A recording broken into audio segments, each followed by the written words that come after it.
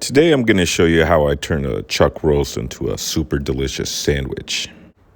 So this is roughly about a 3-pound chuck roast that I have here. And the first thing that I do is I get my binder on. So today I'm using Worcester sauce as a binder. And then we're going to go ahead and get that rubbed in really good. And then we're going to hit it with some kosher salt, some black pepper, and the Holy Voodoo. Once you have all sides of your chuck roast coated, it's time to come outside and smoke with me. Today we're rolling at 225 degrees until we hit an internal temperature of around 140. Now we're going to go ahead and get our Dutch oven and all the ingredients ready. First thing I'm doing here is pouring in some beef broth. I'm looking for about 1/8 of an inch coating on the bottom of my Dutch oven here. And then I'm going to add a teaspoon or 2 of Worcester sauce. And then I have some chopped up poblano peppers and some red onion that we're going to add into our Dutch oven. And then I also have a 16-ounce jar of roasted red peppers and about 6 large cloves of minced garlic going into the mix. Now I just want to go ahead and give all of this a good stir to get everything mixed up and get those flavors dispersed throughout the bottom of my Dutch oven.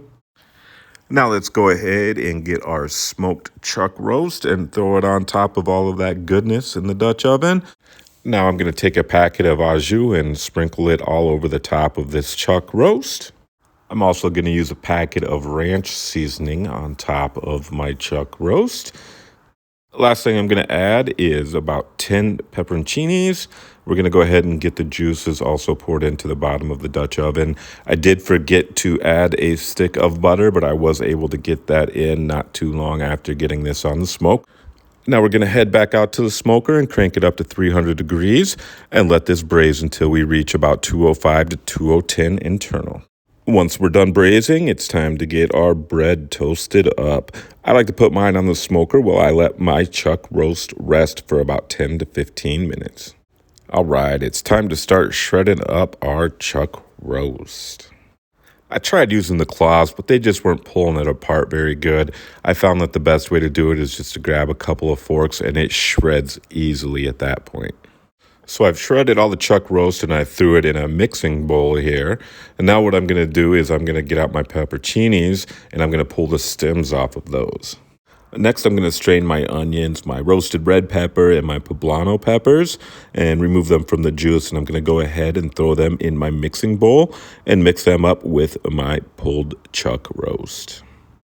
Now it's time to build our sandwich. I got 4 slices of pepper jack cheese on the bottom, and then I'm simply just going to go ahead and spoon in as much of this chuck roast that I can get into my sandwich. This turned out to be a pretty big sandwich, so I went ahead and cut it in half. All right, now it's time to give a taste test. So I went ahead and kept that au jus, so we're just going to go ahead and give it a dip in there and take a bite. I'm telling you what, this sandwich came out so full of flavor. I highly recommend you give this one a try.